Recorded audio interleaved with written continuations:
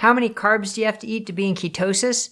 This is a question we get a lot at Diet Doctor. I'm Dr. Brett Scher, the medical director at dietdoctor.com, and I think this is an important topic to go over, to talk about how many carbs to eat to be in ketosis, but also what is ketosis, why do you need to be in ketosis, and what else can influence ketosis. These are all topics we're going to get into today, ending with a clear description of how many carbs are going to help you get into ketosis. But before we get into that, I want to talk to you about a new feature we have on YouTube called Diet Doctor Explores. This feature is our very own Kristie Sullivan, and this is a fantastic series if you want sort of the practical tips to really make low carb simple. How do you cook things easier? How do you prepare things more easily? She just did a video on how to make burgers in the oven instead of on the grill, which is something I've never done before. And it was great. I mean, it was so simple. The way she presents it is so easy to digest, I guess you could say. So easy to learn that I'm glad I watched that video, and I'm going to start doing that myself. So definitely check out Diet Doctor Explores, the whole series on YouTube with Kristie Sullivan. But now back to how many carbs can I eat to stay in ketosis? So first, what is ketosis? Simply put, ketosis is when your body switches from burning glucose for fuel, which you get from carbohydrates and sugars, to burning fat for fuel. And when you're burning fat for fuel, either fat you eat or fat stores on your body, you can create ketones, which then can be used for fuel for your brain and have other effects it can have in your body. So that's what ketosis is. Now, why would someone want to be in ketosis? Now, to be honest, the majority of the planet doesn't necessarily need to be in ketosis, but the majority of the planet probably does need to reduce the amount of carbohydrates they're eating. If everybody in the world got their carbohydrates from fruits, vegetables, and legumes, we'd be in a much better situation than we are now. So simply reducing carbohydrates from the 300 grams or 400 grams that many people are eating in the standard American or standard Western diet down to 150 grams would be a huge benefit for most people, especially if the quality improved. But for some people, going the extra step and being in ketosis makes a difference. So who are these people? Well, certainly anybody with type 2 diabetes who wants to treat and potentially reverse their type 2 diabetes with lifestyle, then a ketogenic diet has proven to be very beneficial in the literature. The same for people with metabolic syndrome. The same for people who have a significant amount of weight to lose, whether it's 30 pounds or more. Those are sort of arbitrary guidelines, but the more weight you have to lose, the more you may benefit from being in ketosis.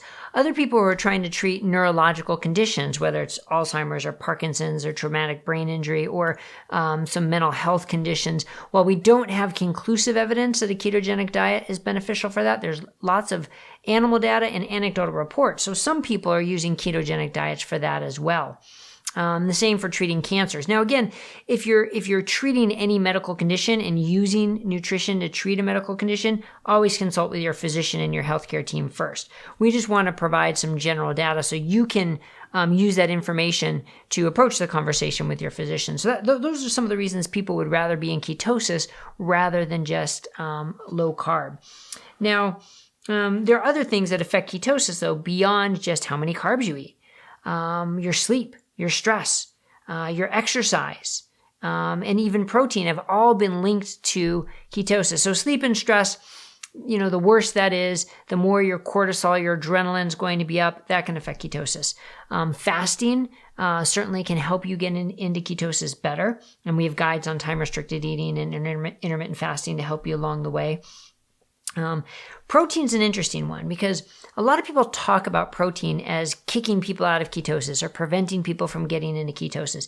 And protein can be converted to glucose through a process called gluconeogenesis. But when you look at the big studies that have used 50-gram protein meals or 30% calories from protein, for the majority of people, that level of protein is not an issue to get into ketosis. Now, where it might be an issue is if someone's brand new to a ketogenic diet and severely insulin resistant, then there's some anecdotal and clinical experience to suggest that protein may be important there. But in the long run, too little protein is probably a bigger risk than too much protein when it comes to worrying about your protein intake. And the literature doesn't support protein restricting ketosis as much as some people might say or think it happens. So, all right. So that's sort of the frame of what is ketosis, why would you want to be in ketosis, what else affects ketosis. Now, how many carbs to eat to be in ketosis?